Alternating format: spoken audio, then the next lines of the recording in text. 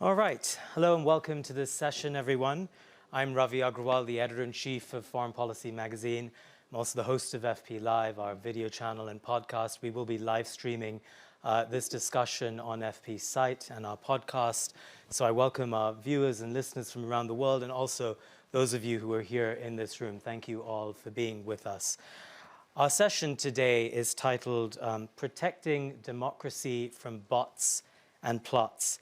And it's a fitting topic because 2024 is a really, really important year for democracy. This is the year that more people than in any other year in the history of the world will head to elections.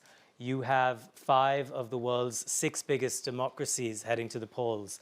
So that's India, the United States, Bangladesh, Pakistan, Indonesia. The only one that's missing from the top 6 is Nigeria. More people than in the history of the world will use their adult franchise. All of this, by the way, is the subject of FP's latest print issue, The Year the World Votes. Now, elections are usually about hope, and there's a lot of hope involved with 4 billion people heading to the polls. But there's also a lot of fear this year. And I think there are fears about the health of democracy globally. We can be honest about that. There are fears about the rise of nationalism. There are fears about what that rise of nationalism means for liberal values. There are also fears about mis- and disinformation, which, are ancient, age-old problems, but they've kind of been turbocharged by technology, specifically now with the rise of artificial intelligence. So we'll be talking about that too. I think the question I want to sort of pose to our group today, and I want to bring all of you in on this as well in the audience, is how can we make sure that AI and technology are net forces for good rather than chaos, especially in a year like this one that is so important for democracy? And how do we do this globally, not just in rich Western democracies? So let me introduce our panel. I have to my left Jan Lipavský. He is the foreign minister of the Czech Republic. To my right, I have Matthew Prince, the CEO of Cloudflare. Also on my left, I have Alexandra Reeve Givens. She's the CEO of the Center for Democracy and Technology. And then to her left, I have André Kudelski, the CEO of the Kudelski Group. We will also be joined momentarily by Smriti Zubin Irani. She's the Minister for Women and Child Development in India. I believe she's just stuck outside, but she'll be with us in another minute or two, so let her sneak in when she makes it. Alexandra, I'm going to begin with you. So you run the Center for Democracy and Technology. How worried are you about the role that technology will play in elections and in preserving or hurting democracy this year? So I think there's cause for concern, and there's a reason why it's been a dominant theme here at Davos this week, and why you covered it so well in the latest edition of the magazine. We already live in a fragmented information ecosystem where there are echo chambers, where there are many different sources of information hitting your average voter, your average citizen at any given moment. And now we have to think about how AI is layered into that. I think about the risks in a couple different categories. One is just general mis- or disinformation, dis where it's intentional, about the state of the political environment, about the state of the world, misstatements about candidates. We've seen this already in the case of fake audio or fake video about candidates. We'll probably talk about some of those examples as you move in, whether it's about Slovakia or even recently, former President Trump himself has been the victim of fake images of him on the plane with Jeffrey Epstein's private jet. So there's that kind of concern about what is the truth, what is the ground truth in the information environment today. Then we also have to think about targeted messages to voters. So already in previous election cycles, we've seen robocalls, we've seen automated text message campaigns that are sending incorrect information to voters about their voting location, about whether or not their poll is open, or targeted manipulated messages that are designed to influence their behavior. Generative AI makes it easier to target that and personalize it than ever. We know that the threats through privacy because of privacy leakage, or it's easier than ever to come up with those tailored, personalized messages. So we have to think about that too. And then the final thing I'll touch on is the threats that are facing our election officials, who are underpaid, significantly overworked. Just to bring it back to the US for a moment, we have over 8,000 jurisdictions through which elections are conducted, and often those are conducted on a volunteer basis or with a very light staff. And what we have is a world where it's going to be easier than ever for them to be the victims of either phishing schemes, doxing, where their private information is revealed. And so we have to think about the infrastructure that's supporting them as well. So of course that's a parade of horrible. There are hopeful things about how tech helps connect the world and get out the message. But these are threats we have to be really conscious of as we go into this year. There are threats indeed. Matthew, let me bring you in. AI often gets cited in this way where we think of it as a threat multiplier. But whenever I speak to tech CEOs, the comeback I often get is that, well, tech could also fix these problems. So do you see AI as, a whack-a-mole problem or as something that can get ahead of malactors? So I think, from a good news perspective, companies like Cloudflare have fundamentally been AI companies from the beginning. We sit in front of somewhere between 20 and 25% of the web, and the theory of the company has always been if we could see enough of what was going on, we could use machine learning and artificial intelligence systems in order to be able to predict new threats before our clients were attacked by them or vulnerable to them. And it's been amazing to watch the same way that I think we as society have watched OpenAI and other generative AI systems really almost emerge on the scene over the last 12 to 24 months. Internally at Cloudflare, we've watched as our own AI systems are finding new threats, finding new vulnerabilities that no human has ever identified before, and surfacing those in a way that we can protect them. So I think that the good news here is that AI systems are fundamentally driven and that are most successful by whoever has the most data. And the good guys do have more access to data than the bad guys, but it does mean that we have to work together and coordinate. Can I push you on that very quickly? Because when you say the good guys have more access to AI, but the good guys where? So the good guys in America, sure, I buy that.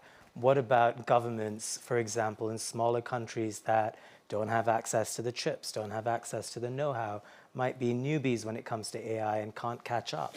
Sure, I think that that's where companies like Cloudflare believe that it's incredibly important to make our technologies as available as possible.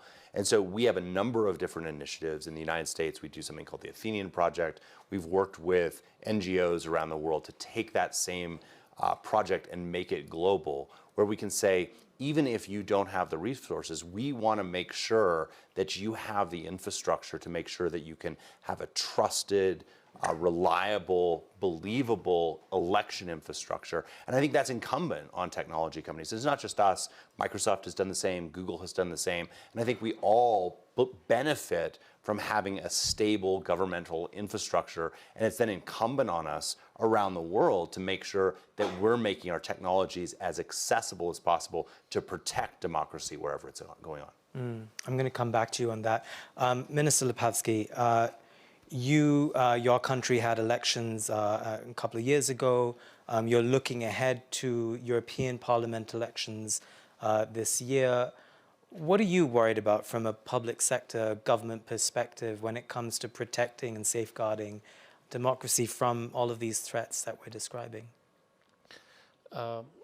Thank you for your introduction when you pointed that 4 billion people will go to election this year. And we are living in a world where society communicates through different kind of internet platforms.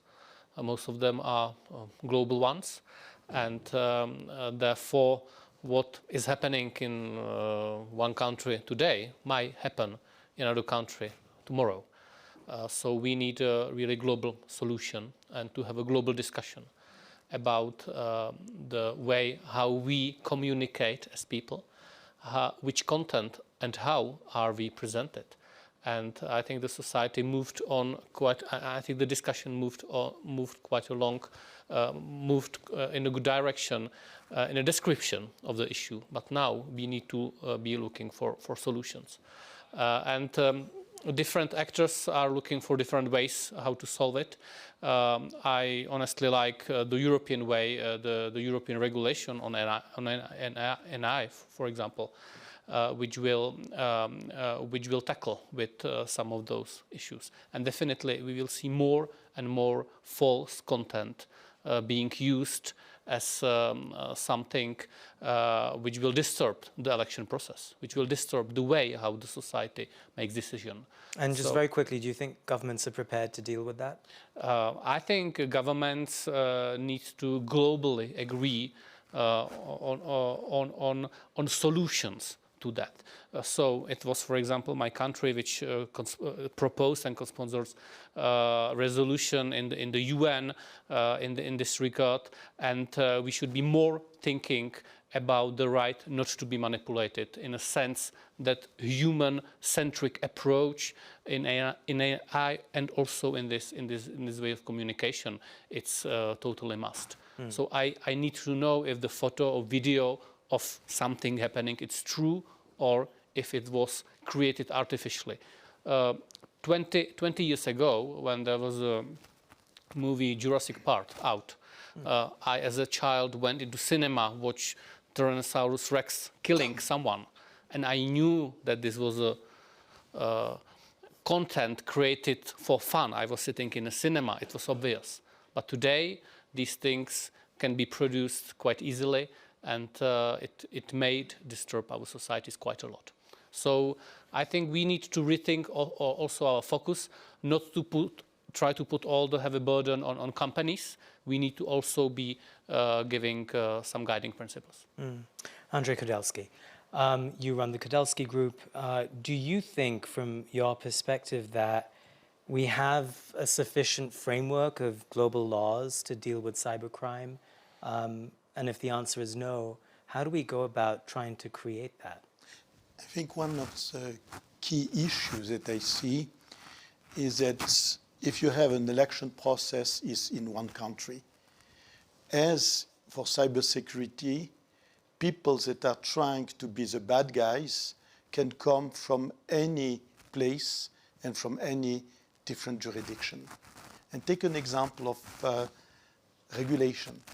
So regulation is something that can be pretty useful and efficient if you have the same territory for the ones that you have to protect and where the bad guys may be coming from. And if you have this asymmetry, it's important to come with some technologies that allow to fight against this asymmetry. And as an example, you should have more content traceability. You should have to use solution to trace and to identify if a content is fake or not. But even if you find out that the content is fake, you have to know if people are ready to hear this criticism, or sometimes people that are interested to get the content, to get the information, and will not be really interested to know if it's true or not. So assuming I had the curiosity to know whether a video was a real one or a deep fake one, so let's say I have that question, is it even possible to verify? Yes, it's possible, but the first element, but that require to use the technology also in the full process. I give you an example in AI. Today, you just have some rules to say, oh, you should not manipulate some element and you should say where it's coming from. You can have some elements introducing traceability of content that even going through AI, you can find where the content is coming from. Said in a different way, it's like for food. To be able to know what are the components in the food that you are eating. And for element of video, that is something that you can achieve through combination of watermarking, some element of blockchain. So fundamentally, give more traceability here. Wow. But that is helping, but that is not solving everything. Matthew, is that possible from where you sit? I think for sure, and I think this has been framed in this discussion very much as a technology question. You have sort of two technologists, a technology policy person, two people from government. I actually think that one group that's not actually on stage answering questions, which I think actually plays a big role in this, is actually the group you at some level represent, which is the media. And so if I were running a media company today, I would be thinking about how can we using the role that we have traditionally played as reporters of what is going on, as the truth tellers in society at some level, how can we be working with or developing ourselves the technology to be able to say, this is something that someone actually said, this is something that was actually generated, and I'm going to help you distinguish between one another. That to me feels very much like it is a natural role for media companies to play. And I think we as technologists would be happy to help facilitate that. So I'd be curious what the FP is thinking about in terms of your role about disinformation and finding automatically generated content. I mean, so we're less of a newspaper, more of a magazine. So the amount of news that we do is fairly limited. We do a lot of news analysis, a lot of arguments and essays, where, you know, our audience has, in most cases, read the news. They come to us for a lot more. But, you know, putting on other hats I've worn in the past, you know, working for CNN or elsewhere, I can speak for those places in saying that they'd love the technology you're describing. I mean, if the AP or Reuters had access to the ability to fact check and verify in the way you're describing, they would take it. As long as it's affordable and sort of a customizable enterprise solution, they would run with it. And I think that's the partnership, because I think trying to say that André or my company is the one that says what is right or wrong, what is truth or fiction, that actually isn't the place that we're really good at. Yeah. We're good at saying, was this automatically generated or not? And I think that we're saying, is this real information or disinformation? That's actually been a role that goes way beyond AI, and that's a role that traditionally the media has stepped up to play. And I think that's the right place for a lot of these questions around this to be centered, with the support of technologists to help you better tell those stories and differentiate truth from fiction. If I may. Sorry. I'm going to let both of you jump in. I just wanted to add, however, not all tech CEOs admit that they're not good at every single thing. So I thank you for that. At least one tech CEO hasn't been invited here who likes to think he's very good at media as well. Jump in, and then I'll come to Alexandra. Also, just as a key element, one of the most important things is to allow the viewer or the reader to be able to make his own opinion by himself. Yes. So fundamentally, to get some data where people can judge by themselves and not just believing someone or not believing. Because if not, it's more a religion than just fact-checking. I agree. People want to be able to make their own choices. Alexandra, I was going to come to you with a question. And really, in the spirit of trying to push us towards solutions, in this big election year, what kinds of safeguards and measures are you thinking that companies and countries should be trying to implement as they get ready for elections? Sure. Well, I'll pick up on a theme that I think you were just getting to, which is one of the most crucial intervention points, is how we surface authentic, trusted sources of information. And you're absolutely right that the media has a critical role in this. Some of the tech companies do. If you're a search engine or a social media platform, I think it is your duty to help surface the trusted sources of information.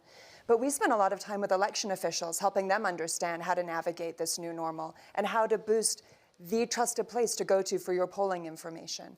How do they rapidly respond when there are mis or disinformation campaigns going on in their jurisdiction? And really, that is a crucial element. And there's some low-hanging fruit there.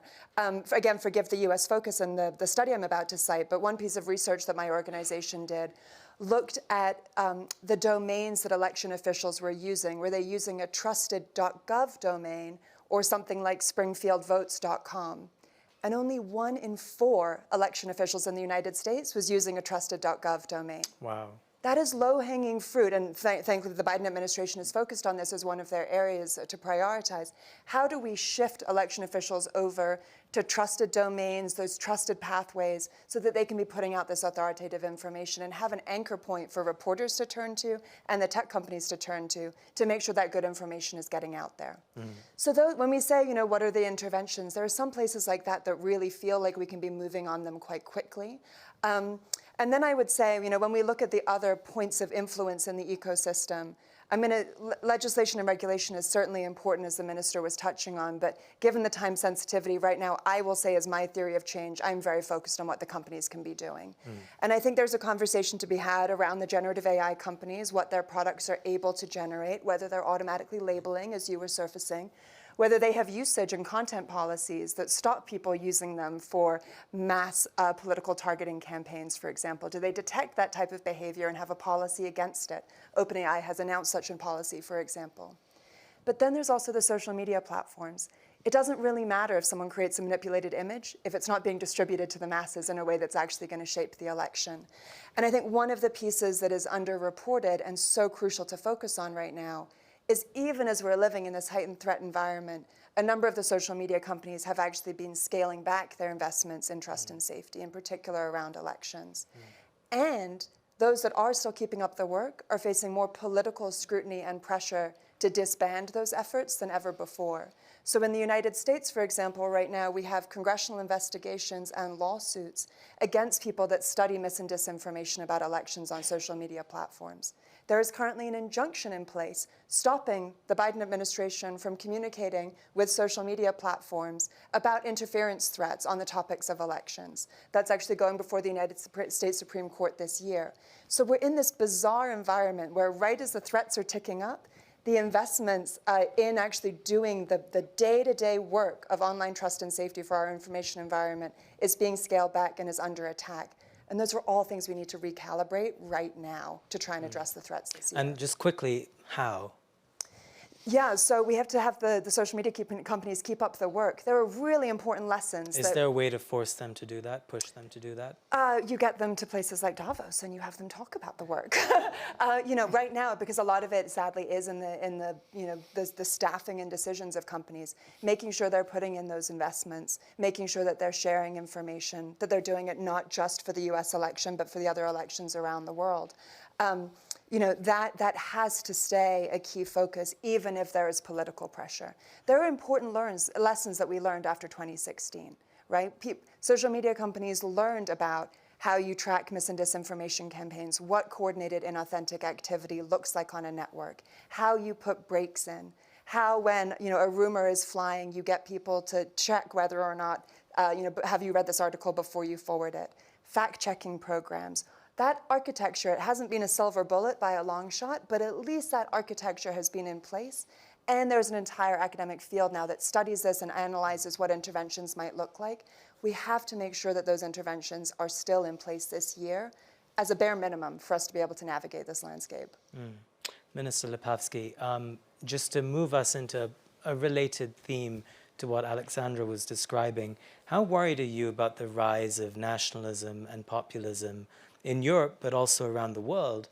And the reason why I bring this up is that, a lot of that is often related to freedom of the press being curtailed. A lot of that is related to groupthink, related to election security as well, related to democracy itself being weakened, various pillars of democracy being weakened. How are you thinking about that?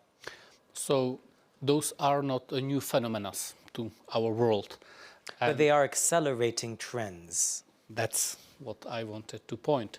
And definitely internet platforms, not only multimedia platforms, if they are focused on putting people in different groups which radicalize, which is a mechanism which was recently quite very well described in behavior in international communities. This can be accelerated, and typically Russia information war plays with supporting both left or right extremists just for the sake of splitting up societies. So it's obvious that any kind of lie is very well working to support these malign processes, and therefore we need to be looking for solutions. How the freedom of speech, free journalism needs to be supported, but in the same way, it should not endanger our democratic societies. So we need more resilient societies. We need companies to understand that the corporate social responsibility doesn't only mean to do something nice in a local municipality, but that their tools are not misused for the sake of this. But also there needs to be some kind of accountability on the other side, which is not easy to define.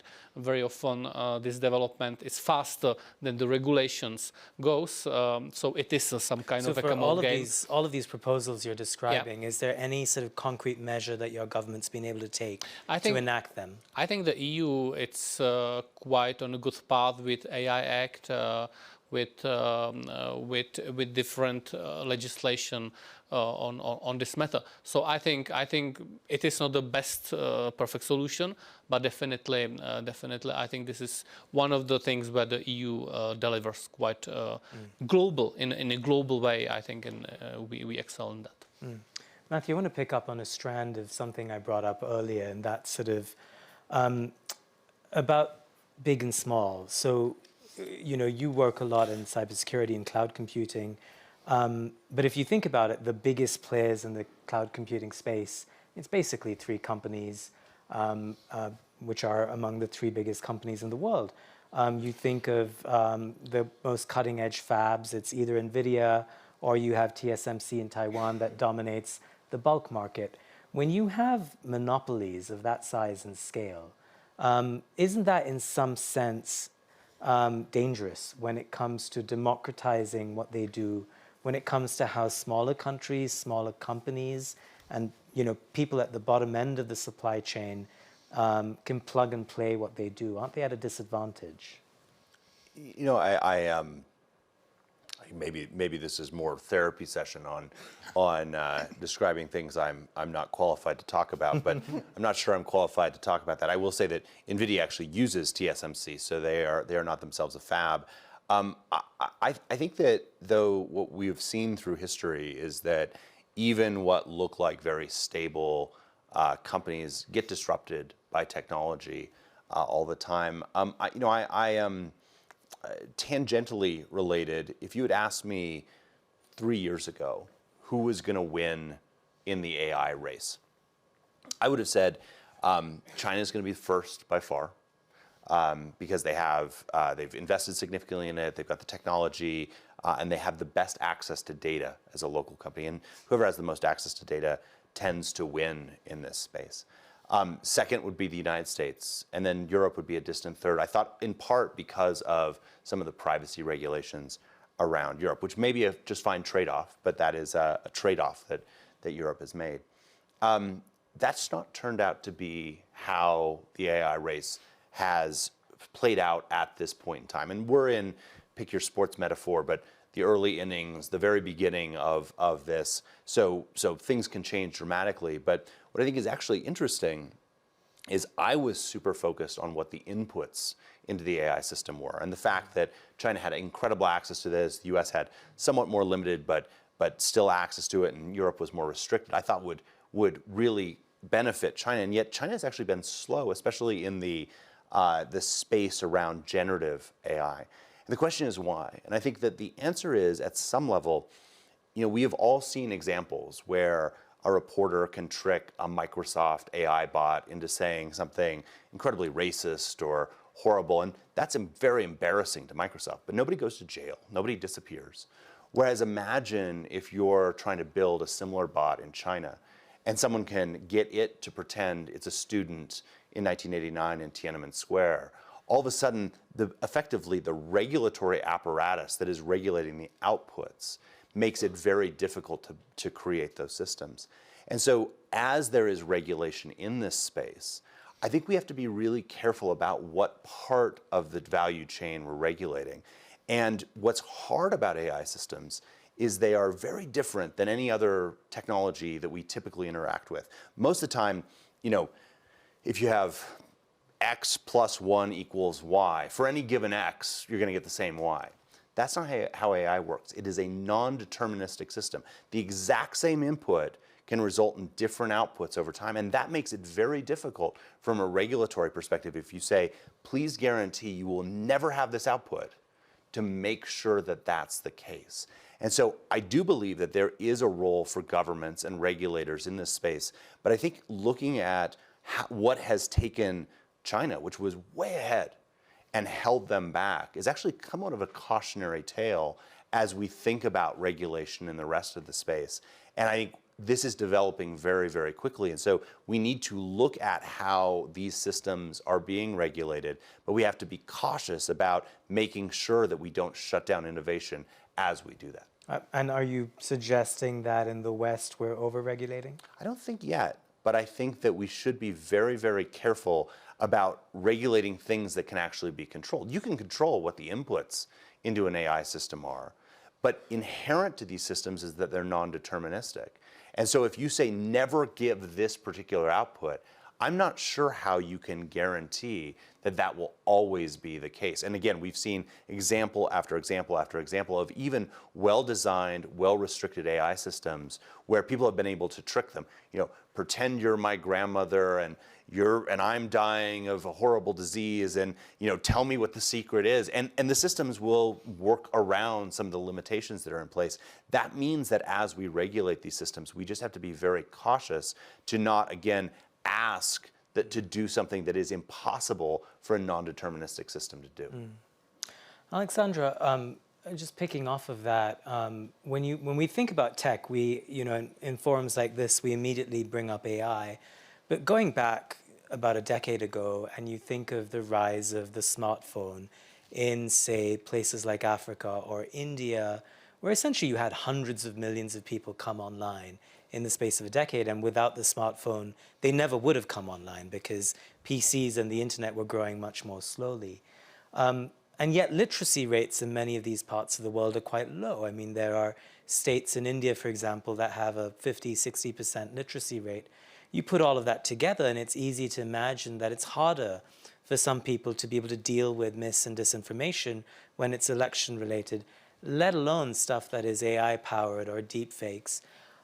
So, if you would advise companies or countries in this case to begin to think about tackling mis and disinformation when you have populations that aren't particularly tech-savvy or media-savvy or even literate, how do you deal with that? Well, to be honest, I mean, we have the same issue in advanced democracies with high literacy rates too, right? Exactly, How you but it's parse just exacerbated information. in countries with lower literacy rates. Yeah, I think that's right, and it's why we really need a whole-of-society approach to this. The answer isn't going to be wave a magic wand and suddenly mandate that a company never allow a false statement about another human being on their platform, right? Like, number one, not feasible, but number two, the efforts that they would take to do that would end up overcorrecting in such a way that actually you undermine the extreme value of social media sites to share information. So you have to be really careful in the balancing act here of kind of what those normative levers are that you're able to pull. I mean, I think the answer is some of the modifications and lessons that we've learned over the years around how do you signal boost what you know is authentic and trustworthy information. How do you signpost information that might be of questionable quality, whether that's through labeling or fact-checking or down-rating something if it looks like it's of the spammy category as opposed to a quality site. And then at the same time, having media literacy be a really strong component of how governments across the world and societies across the world try to retool for this moment. And again, no one thing of those is going to be the silver bullet, but hopefully through an integrated approach, we start to have more resilient societies that can withstand this fragmented, extremely democratized information environment in which we now live. Minister Lipavsky, do you think tech companies are too powerful right now when it comes to their ability to, just as Alexandra was describing, I mean, they can signal boost false stuff or choose not to? You are very good at reading my mind. I think it would be a huge mistake for governments to accept that something is not possible to regulate, control, or to somehow work with if it has possibility or capacity to endanger those governments. And artificial intelligence is a great piece of technology which can deliver different kind of results.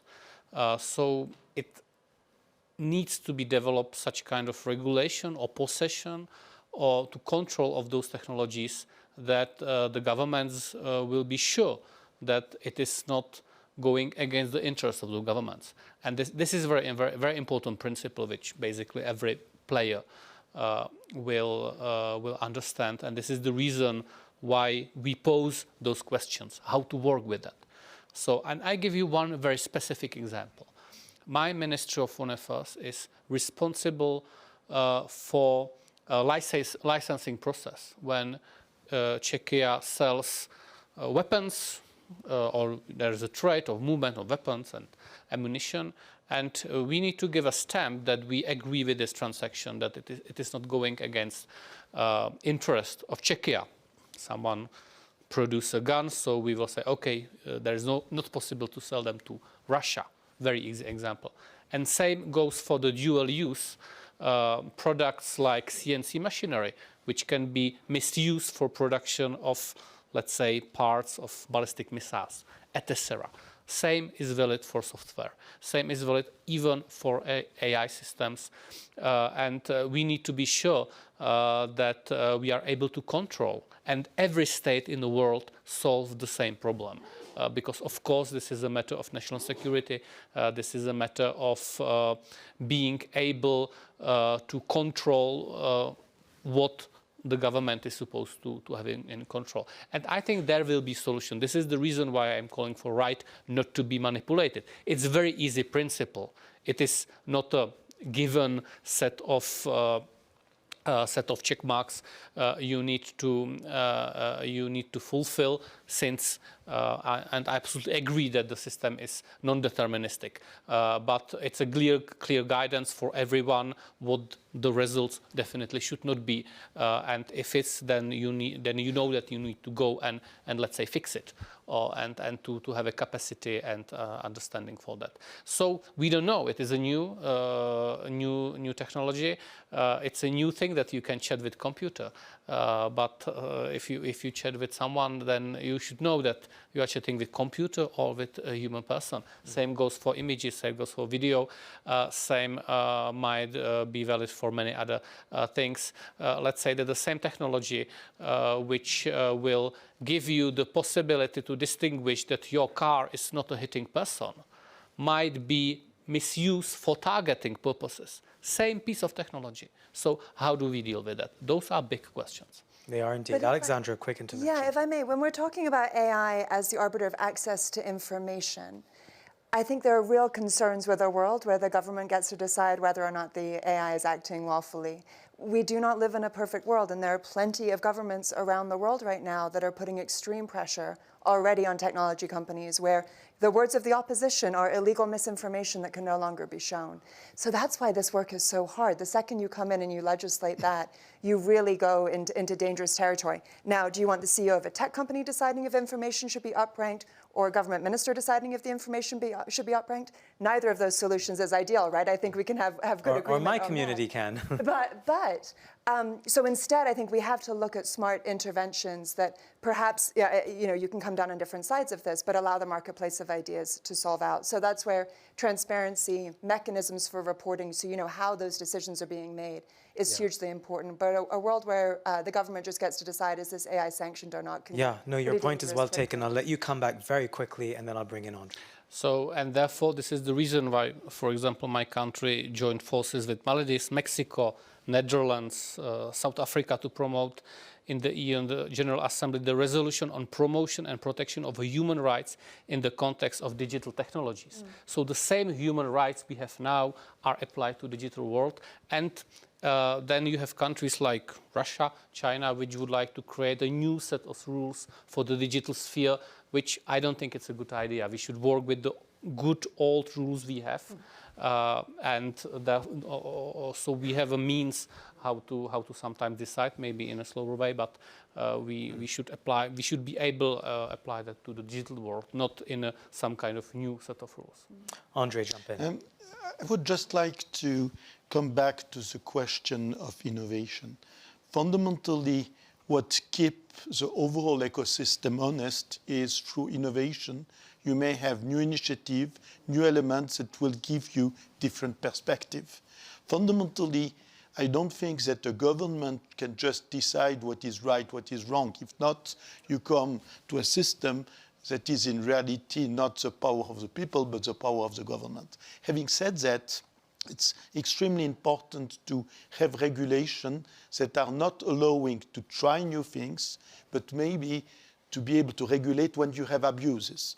And it's extremely important to have this capability to come with new elements, out-of-the-box thinking, that can also challenge the way we see what is right, what is wrong. Because if we just do things too much by regulation, we can even not really be sure if something is right or wrong, because the perspective may be biased. And in a way, through AI, we may suddenly find different perspectives, and then one of the most important elements is to educate people, not in a classical sense, but in a way that they are able to understand that there is maybe not one single reality, but different view, and they make themselves their own opinion and decide what they think is right, what is wrong. Thank you. You know, and as you're speaking, we only have a few minutes left on this panel. I'm going to welcome on stage one of our guests who's a little bit late, Minister Irani. Thank you for coming. We're almost out of time, so I think what I'm going to do is I'm going to ask you one question. Yes. You haven't heard this discussion so far, but I'll ask you a question about India, which is going to the polls in a few months. It's the biggest election in the history of the world. For those of you who don't know, when India votes, it's spread over 4 or 5 weeks because it's that big. You know, we mentioned earlier in this panel that India is a country that has, you know, gotten online in a big way in recent years, partly through the smartphone, and yet it's also confronted with low literacy rates, especially in some states, especially among women. How are you thinking about combating, as someone who's in government right now, mis and disinformation leading up to the elections? So I'm late to the party because there was a man driving me through Davos. And we are from the world's oldest democracy. One of the aspects about the Indian political systems that is possibly unknown is not only the fight through government instruments with regards to disinformation, not only partnering with media at large to ensure that citizens are better informed, but if democracy is to truly fructify, you need citizen engagement in governance and policy making. One of the most celebrated digital instruments for engagement is MyGov, where citizens are requested to give their inputs as to how policy should be framed. Exactly 2.5 weeks from now, we will present the interim budget and a vote on account. And that budget also has a reflection of inputs that are given by fellow Indians digitally through the platform. So when you talk about our elections, it is notable that though we do it in 5 to 7 phases, from the last day of the vote being cast, it takes us precisely 3 days to compute the results. It is done electronically. 945 million Indians today qualify as voters, of which 94% already are bio-authorized. 70% of these voters will cast their vote. And the fact that they come to vote not only through systems that are electronically and digitally enabled, but they are better informed because of social media engagements. I'll give you a small example. How is the digital democracy delivering? When you talk about, let's say, deepfakes, Prime Minister Modi speaks about watermarking each and every AI product so that we know of origins and can better inform our citizens with regards to the information source from which, let's say, they form an opinion. We have the Ministry of Information and Broadcasting, which calls out fake news if we find one and is brought to our attention through some media outlets, so that the government can give a clarification with regards to the news at hand. I would also like to hear state that when we talk about digitally in some way empowering the voter. We also have engagements which are not only available at the status of the general election. As a woman, I proudly say this. We have 1.5 million women who are voted into office at our grassroots. So when we say our digital democracy and democracy per se has delivered, it is not only delivered on the surface, but it is percolated to the depths and the layers of administration and our population. So India is not only digitally ready for the elections, but also a democracy that celebrates our achievements digitally and gives possibly pathways for the future as AI grows, as we augment our processes. I can only say this since time is running out. So let me just push you very quickly because time is running out, and then we'll conclude. But where are the checks and balances in what you're describing? I mean, doesn't this system that you're describing where you have MyGov, you have the media, doesn't that make the government too powerful in a sense? No, because the Election Commission is a process which is delinked from government and politics. The judicial system, which is fair, independent of government. And we have a media that calls out if there is any such anomaly. So it's not as though democracy is just served through the pillar just of government or politics. Democracy is equally served by other tenets which keep democracy alive, which is an independent media, a fair judiciary, and a robust system which engages officials in the democratic process, an election commission that is delinked from government or politicians. Well, Minister, if we had more time, I'd love to discuss how some of those pillars are being weakened, but we'll leave that for next time. I want to thank all of our panelists for joining us and also our audience for bearing with us. Thank you, everyone, and we'll continue the conversation. Have a great Davos week.